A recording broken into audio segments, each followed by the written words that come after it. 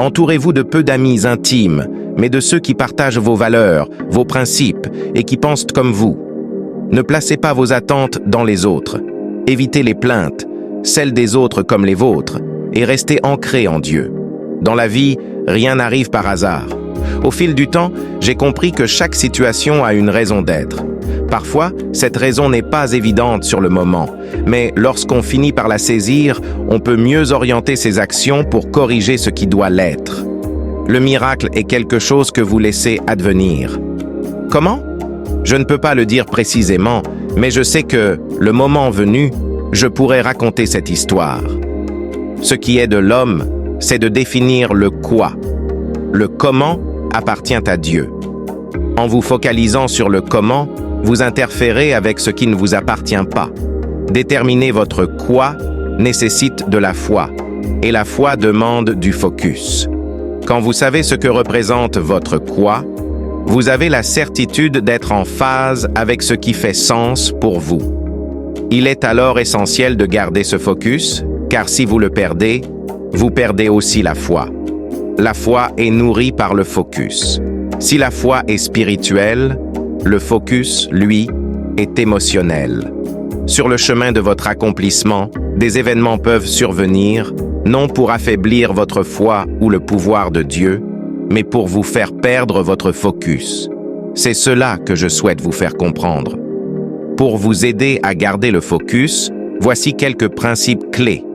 Premièrement, protégez votre esprit. Pour cela, ayez peu d'amis intimes. Proverbe 18, 24 dit « Celui qui a beaucoup d'amis les a pour sa ruine. Mais il est un ami plus attaché qu'un frère. » Si vous avez de nombreux amis intimes, chacun d'eux a un accès privilégié à votre vie. Réfléchissez. Croyez-vous tout ce que le monde dit contre vous? Probablement pas. Mais si ces paroles viennent de personnes proches, elles ont un tout autre impact. Par exemple, si un inconnu critique votre image, cela vous affecte peu et vous passez vite à autre chose. En revanche, si ces mêmes paroles viennent d'un être cher, un conjoint, un parent, elles vous touchent bien plus profondément. Pourquoi ces mots de vos proches vous affectent-ils alors que ceux d'inconnus vous laissent indifférents? Parce que vous avez donné à ces proches la clé de vos émotions, l'intimité. Cette clé ne doit pas être remise à tout le monde. Avoir beaucoup d'amis intimes signifie que plusieurs personnes ont un accès direct à vos émotions. En accédant à vos émotions, ils peuvent aussi perturber votre focus. Et si la foi est spirituelle, le focus, lui, est émotionnel. Perdre le focus, c'est risquer de perdre votre quoi. Deuxièmement, choisissez bien ses amis intimes. Premier, Corinthiens 15:33 rappelle « Ne vous y trompez pas, les mauvaises compagnies corrompent les bonnes mœurs. » Sélectionnez des amis qui partagent vos valeurs et vos principes. Quand vos émotions sont agitées, vos actions deviennent imparfaites. Laissez Dieu intervenir pour que tout soit parfait, mais faites attention à vos choix d'entourage. Un adulte ne peut être affecté émotionnellement que s'il le permet. Un adulte blessé émotionnellement prend souvent des décisions motivées par la douleur, entraînant parfois des conséquences durables. Avant de faire un choix ayant des répercussions à long terme, veillez à guérir vos blessures. Un ami intime est une personne qui entre chez vous, qui s'installe avec aise et ouvre votre réfrigérateur sans gêne. Mais tout le monde ne peut pas être cet ami.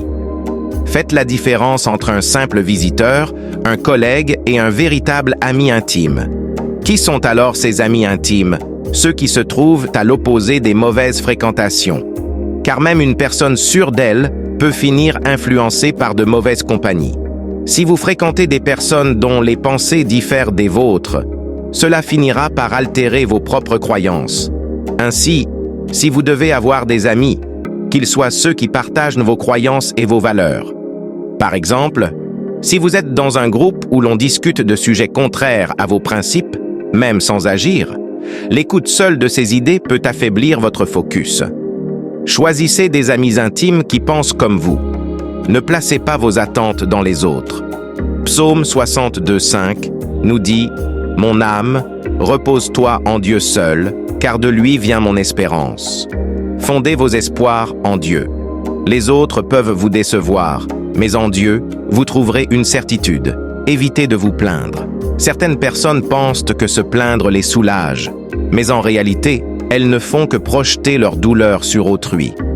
Soit vous inspirez les autres par votre espoir, soit vous les influencez négativement avec vos plaintes. En toutes circonstances, restez reconnaissants.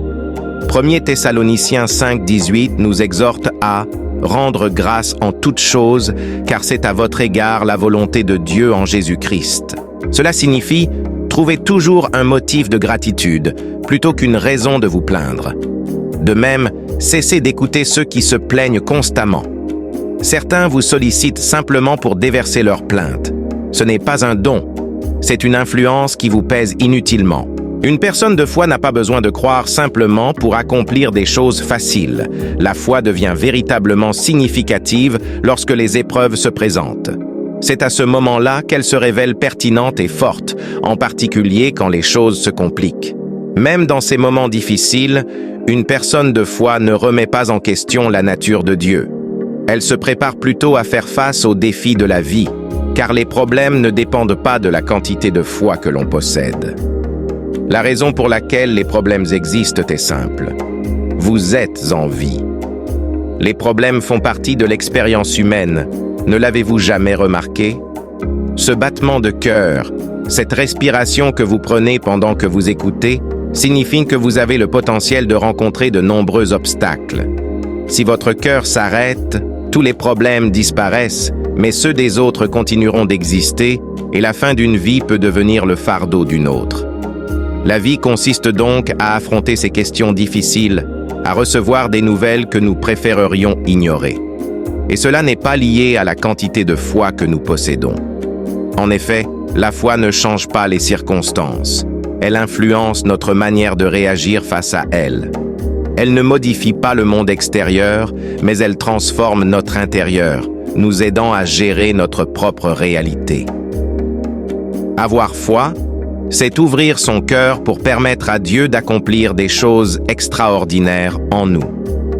C'est la capacité de continuer, même lorsque les temps deviennent extrêmement durs. La foi se manifeste dans notre réponse aux défis que la vie nous pose. Ainsi, les problèmes que vous rencontrez ne concernent pas votre foi, mais bien la vie elle-même. Ce n'est pas la quantité de foi qui résoudra vos difficultés, car la foi ne s'attaque pas directement aux problèmes. Elle s'occupe du cœur. En fin de compte, c'est à vous de faire face à ces défis. Si ce contenu vous a parlé, abonnez-vous à la chaîne, laissez un like et activez la cloche pour ne pas manquer la prochaine vidéo. Votre participation est ce qui assure la continuité de ce travail.